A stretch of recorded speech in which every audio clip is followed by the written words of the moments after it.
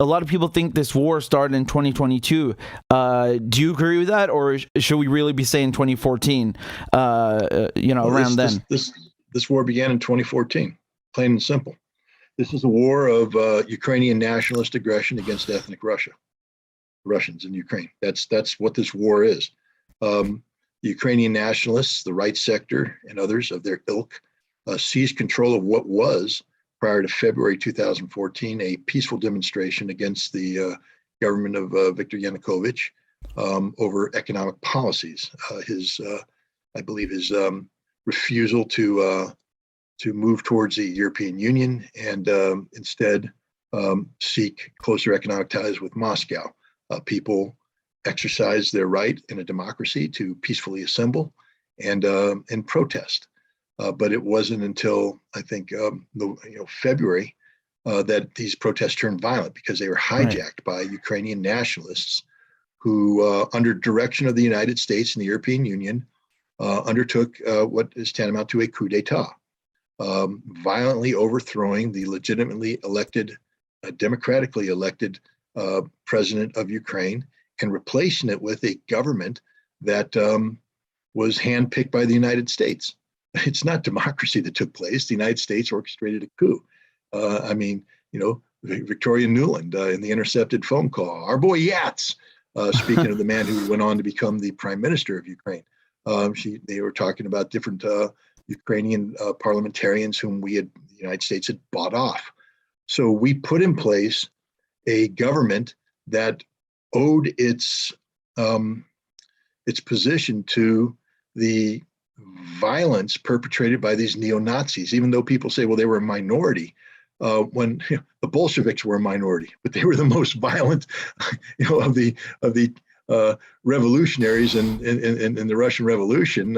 They beat out the Mensheviks. Mensheviks small, but they're actually bigger. But the Bolsheviks big, beat them out. Yeah. They beat out the social revolutionaries. They beat out Kerensky. They beat out everybody, and they seized power.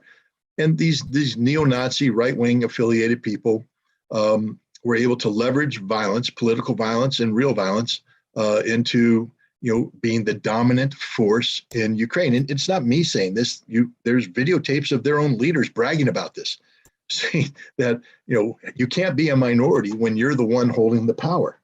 And these are the people that went into Odessa, terrorized the ethnic Russians, stuffed 150 of them into the trade union building, set it on fire, killing nearly 50 of them, beating others. And then they moved into the Donbass. And their seizure of Mariupol, has been ignored by the West, what they did in taking over Mariupol, the rape, the murder, the terrorism that was perpetrated against ethnic Russians in Mariupol. There's a reason why the Kharkov soccer club transformed itself into the Azov Regiment. Azov being named after the Sea of Azov, Mariupol located on that. When they seized Mariupol, they made that their headquarters. And they made the suppression, the genocide, the murder of ethnic Russians their mission. And they did that mission from 2014 until 2022. They did it with a vengeance. And then they moved into all of Donbass. And this led to the ethnic Russians rising up and saying, we're not going to let this happen. And then we have the situation we have. And there was a war. Between 14 and 16,000 people were killed from 2014 to 2022, horrible. Ignored by the West. I'm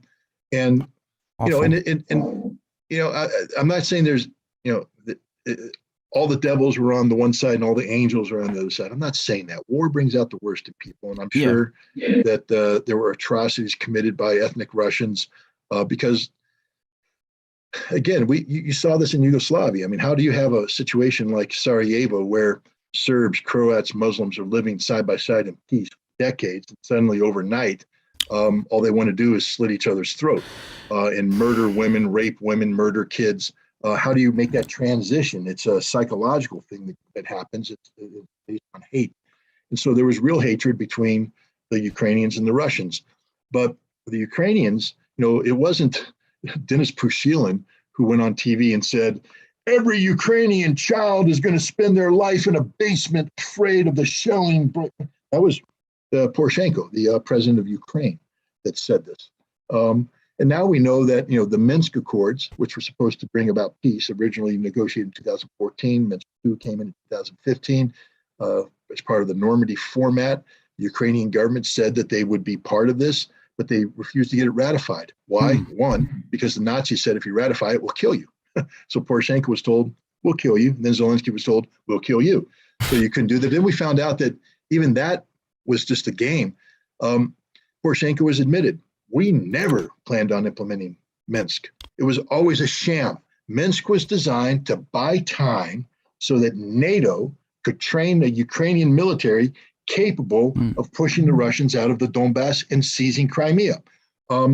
This means that NATO was complicit in the war crimes committed by Ukrainians against ethnic Russians, that NATO was a party to this conflict from 2015 onwards. So this isn't something that just happened in 2022. This is something that's been going on since 2015, premised on a lie told by the Ukrainian government, a lie told by by NATO, by Germany, by France, the Normandy format, by the European Union.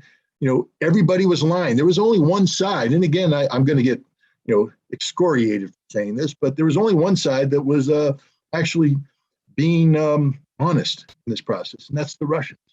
How can you say that, Scott? Isn't Vladimir Putin the most horrific human being ever born?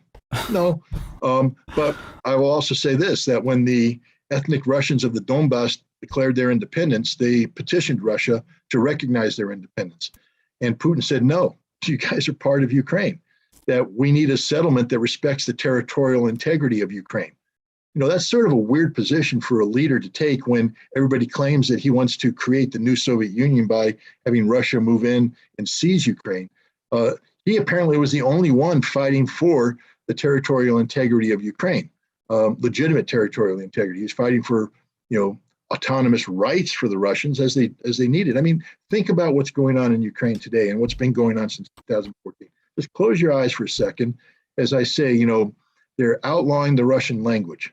They're outlawing Russian culture. They're outlawing Russian writers. They're outlawing everything Russian. And now just imagine I've replaced the word Russian with Jew. Right. It's very clear to see the atrocity. The atrocity is very clear. It's there. And remember, it's not a big stretch because the guys making this Russian policy are ideologically linked to Stepan Bandera, the guy who fought alongside the Nazis in World War II. Yeah, collaborator. Whose minions butchered tens of thousands of Jews. Bobby Yar, the triggermen were all Bandera's people. 200,000 went on to fight for the Germans in Nazi military formations. And then after World War II, the Bandera movement slaughtered over 120,000 Polish civilians and nearly 200,000+ Russian civilians. They called the Poles and the Russians subhumans. This is the mentality that exists today in many parts of Ukraine, the Western Ukrainians, the pro-Bandera movement. We should never forget that the people we claim are democratic in nature and freedom-loving people are nothing more than the most prejudiced, anti-Semitic, so-called super race around. These are people who view the Poles as subhumans. They view the Russians as orcs. They call them orcs. And yet we're supporting them. We're giving weaponry. We're providing them solace. The only people that know what to do with these people are the Russians. They're going to denazify these people.